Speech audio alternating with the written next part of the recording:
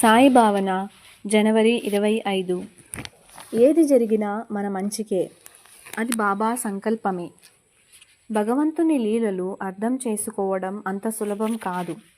కానీ ఒక్కటి మాత్రం నిజం, భగవంతుడు చేసే ప్రతి పనిలోనూ ఒక అంతరార్థం ఉంటుంది. తననే నమ్ముకున్న తన బిడ్డలకు ఆయన ఎప్పుడూ మంచే చేస్తారు. శివుని ఆజ్ఞ లేనిదే చీమైనా కుట్టదు అన్న పెద్దల మాట అక్షర సత్యం. కొన్ని సంఘటనల వల్ల మనకు చెడు జరుగుతున్నట్లు అనిపించినా నిజానికి అవి మన మంచికే అయి ఉంటాయి. కొన్నిసార్లు బాబా విధించారు అనుకున్న శిక్ష మనకు గొప్ప శిక్షణనివ్వటానికే కానీ మరొకెందుకో కాదు.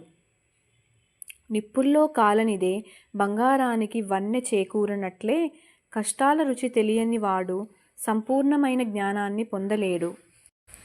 మన జీవితంలో ఏది జరగకూడనిది జరగదు.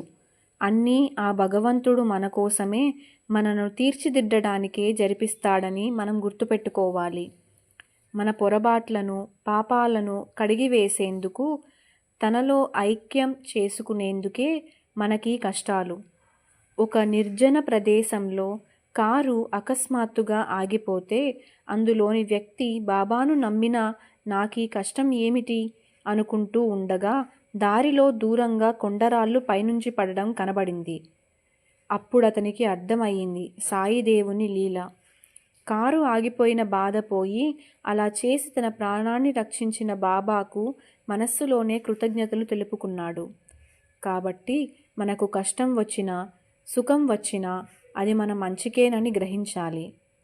బాబా అనుగ్రహం మనపై ఉన్నంత వరకు మనకు మంచే జరుగుతుంది. శ్రీ సచ్చిదానంద సమర్థ సద్గురు సాయినాథ్ మహారాజ్ కీ జై.